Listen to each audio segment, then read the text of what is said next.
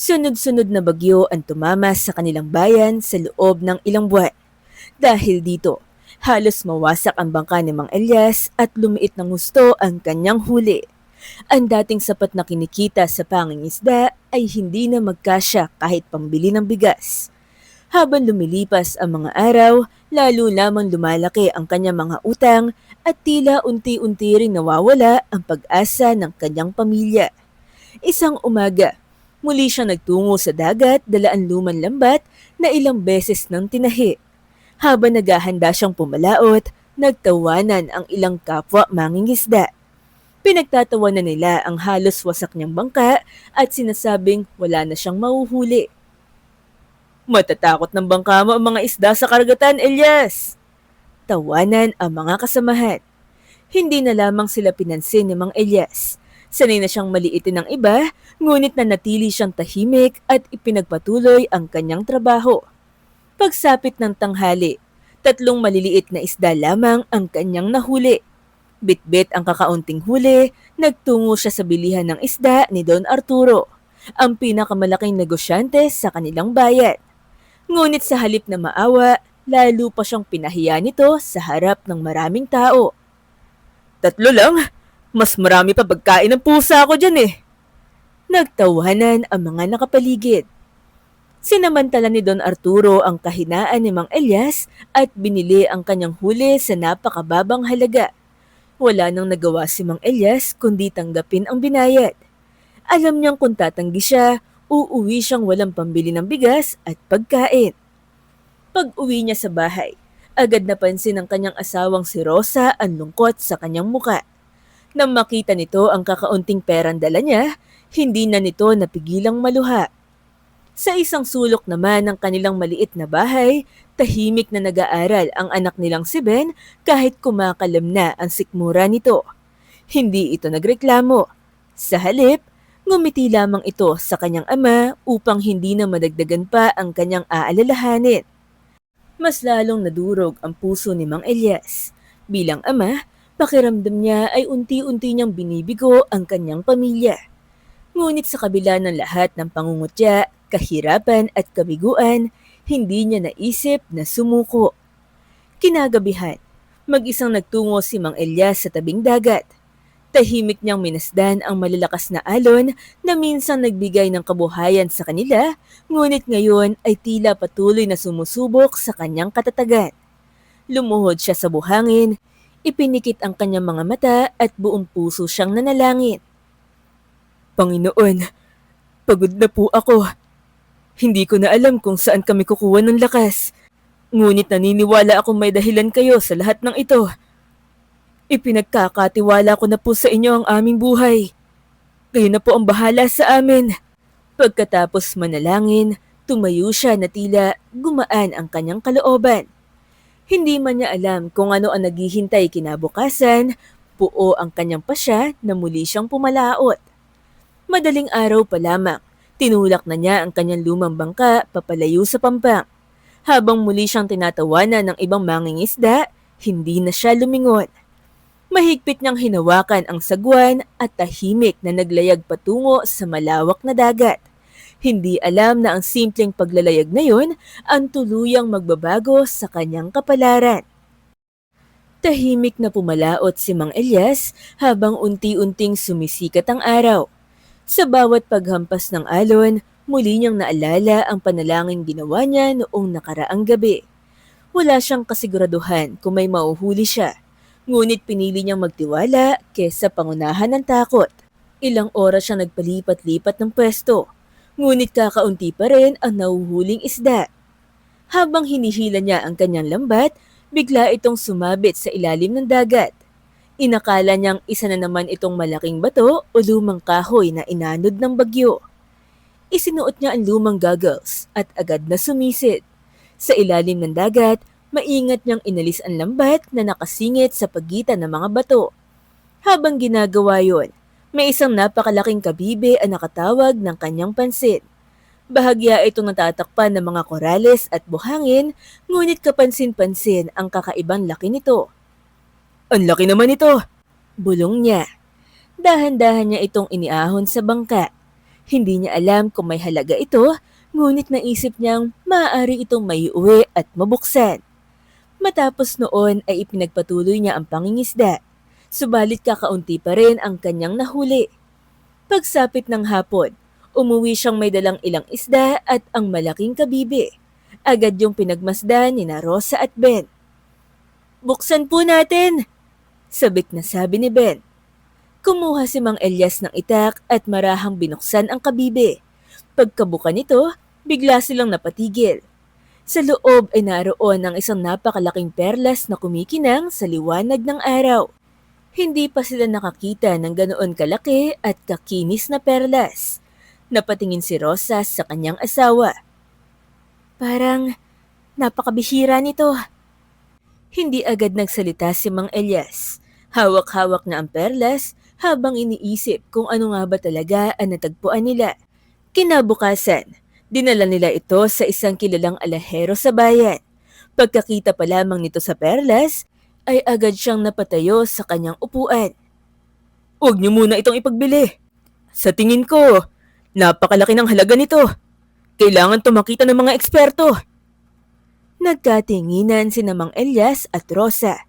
Hindi pa rin sila makapaniwala na ang kabibing inakala nilang karaniwan lamang ay maaaring maging simula ng isang bagong yugto ng kanilang buhay.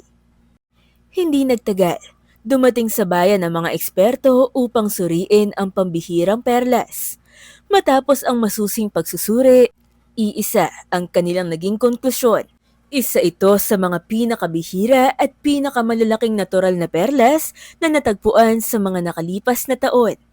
Hindi makapaniwala si Mang Elias nang sabihin ng mga eksperto na ang perlas ay matagal nang hinahanap ng mga kolektor sa iba't ibang bansa. Dahil sa pambihirang laki at kalidad nito, umabot sa mahigit 1 milyong piso ang pinakamataas na alok. Hindi nagtagal, tuluyan na itong naibenta. Sa loob lamang ng ilang araw, nagbago ang buhay ni Mang Elias. Ang dating mangingisda, halos walang maipakain sa pamilya ay biglang naging bilyonaryo. Kasabay nito ang pagbabago ng pakikitungo ng mga taong dati nagmamaliit sa kanya. Labis-labis ang pasasalamat ni Mang Elias at ng kanyang pamilya sa Diyos. Isang umaga, huminto ang mamahaling sasakyan ni Don Arturo sa tapat ng bahay ni Mang Elias. Bitbit nito ang mamahaling prutas at ilang regalo. "Elias, kamusta kaibigan?" Napangiti si Mang Elias, ngunit alam niyang may kakaiba sa biglaang pagbisita ng negosyante. "Hindi ko alam na magkaibigan pala tayo." Bahagyang natawa si Don Arturo. "Nako, noon pa man! Nagkakatawanan lang tayo dati." Tahimik na tumingin si Mang Elias sa kanya. "Kung ganun, bakit 50 piso lang ibinayad niyo sa huli ko noong gutom na gutom ang pamilya ko?" Nawala ang ngiti sa muka ni Don Arturo. "Kalimutan na natin ang nakaraan. Mas mabuti sigurong magsimula tayo ulit. Marami tayong pwede maging negosyo." Hindi agad sumagot si Mang Elias. Alam niyang hindi tunay na pagkakaibigan ang iniaalok ng negosyante. Noon, wala siyang halaga sa paningin nito. Ngayon lamang siya naging kaibigan dahil sa 1 bilyong pisong yaman. Magalang siyang umiti. "Salamat po sa pagdalaw. Pero ang tunay na kaibigan, hindi lamang lumalapit kapag may pakinabang." Hindi na nakapagsalita si Don Arturo. Tahimik nitong iniwan ang mga dala at dahan-dahang umalis. Habang pinagmamasdan niya ang papalayong sasakyan, napabuntong hininga si Mang Elias. Hindi siya nagtanim ng galit, ngunit nangako siyang hindi hahayaang baguhin ng pera ang kanyang pagkatao. Sa gabing yun, muli siyang tumingin sa dagat. Naalala niya ang panahong halos mawalan siya ng pag-asa. Doon niya napagtanto na ang perlas ay hindi lamang ipinagkaloob upang siya ang yumaman, kundi upang magkaroon siya ng pagkakataong baguhin ang buhay ng mga taong tunay na nangangailangan. Sa halip na bumili ng mansyon, mamahaling sasakyan o magbakasyon sa ibang bansa, pinili ni Mang Elias na gamitin ang kanyang yaman upang matulungan ang kanyang bayan. Ang unang ipinagawa niya ay mga bagong bangka para sa mga mangingisdang nawalan ng kabuhayan dahil sa sunod-sunod na bagyo. Kasunod nito, nagtayo siya ng kooperatiba upang hindi na maloko ang mga mangingisda sa bentahan ng kanilang huli. Nagpagawa rin siya ng cold storage, paggawaan ng lambat at maliit na pamilihan upang direkta ng maibenta ng mga mangingisda ang kanilang mga isda sa tamang presyo. Hindi rin niya nakalimutan ang mga kabataan. Naglaan siya ng scholarship para sa mga estudyanteng kapos sa buhay at nagpatayo ng livelihood center para sa mga magulang na naghahanap ng dagdag na pagkakakitaan. Dahil sa kanyang mga proyekto, unti-unting umunlad ang buong bayan. Dumami ang trabaho, lumaki ang kita ng mga mangingisda at nagsimulang magsulputan ang maliliit na negosyo. Ang dating baryong halos mawala ng pag-asa ay muling nabuhay. Minsan, muli nagkita sina Mang Elias at Don Arturo sa kooperatiba. Habang pinagmamasdan ang mahabang pila ng mga mangingisdang masayang nagbebenta ng kanilang huli, napailing ang negosyante. Elias, hindi ko pa rin maintindihan kung bakit inuna mong tulungan ng ibang tao. Ngumiti si Mang Elias. Noong ako naghihirap, pangarap ko lang na may taong maniwala sa akin. Ngayon kaya ko nang tumulong.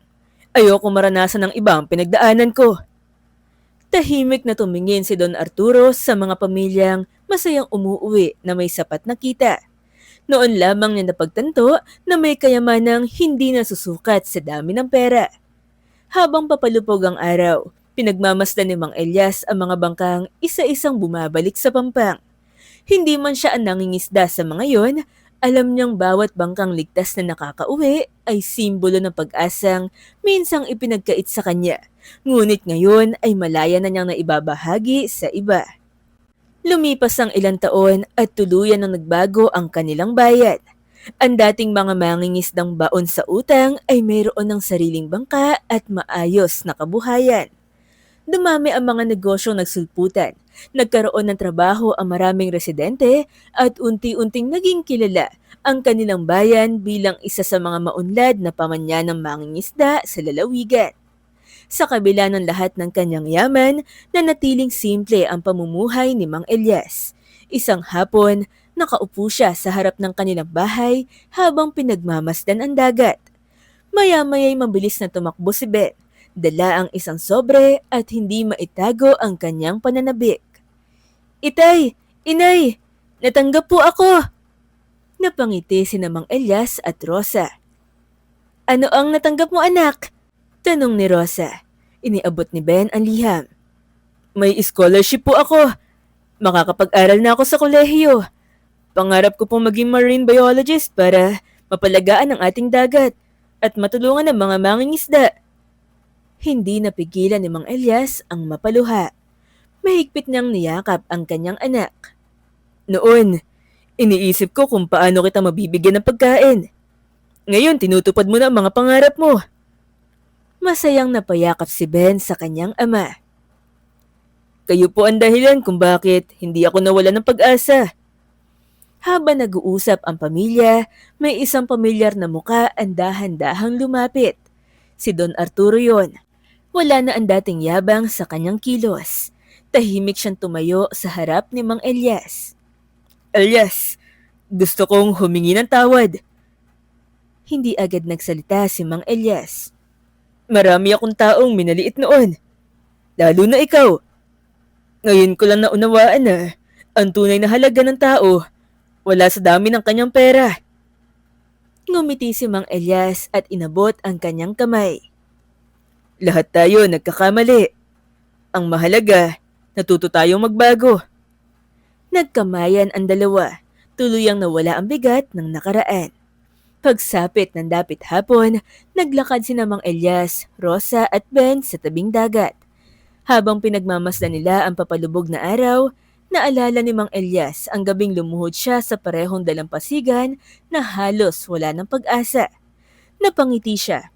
Hindi lamang siya pinagpala ng isang napakahalagang perlas, pinagpala rin siya ng pagkakataong maitayo muli ang pangarap ng kanyang pamilya at maibangon ang buhay ng kanyang buong bayan. At doon niya napatunayang ang tunay na kayamanan ay hindi nasusukat sa laki ng yaman, kundi sa dami ng pusong natutulungan bumangon. Ang kwento ni Elias ay nagpapatunay na hindi dapat tayo mawalan ng pag-asa sa gitna ng mga pagsubok. Ang pananampalataya, pagtatyaga at mabuting puso ay may gantimpala sa tamang panahon. At kapag tayo ay pinagpala, mas nagiging makabuluhan ang tagumpay kapag ibinabahagi natin ito upang matulungan ng iba. Mga ka-Phenoms, nagustuhan niyo ba ang ating kwento? Anong masasabi niyo kay Elias? Tama lang bang tinanggihan niya ang pagkakaibigan na alok ni Don Arturo? I-comment niyo naman sa baba ang opinion niyo. Huwag niyo rin pong kalimutan i-comment kung taga saan kayo para alam namin kung saan umabot ang video na ito. Huwag niyo rin pong kalimutan mag-like at pindutin ang subscribe button para updated kayo sa mga videos natin. Maraming salamat po sa pakikinig. Hanggang sa susunod, dito lang sa Phenom Stories.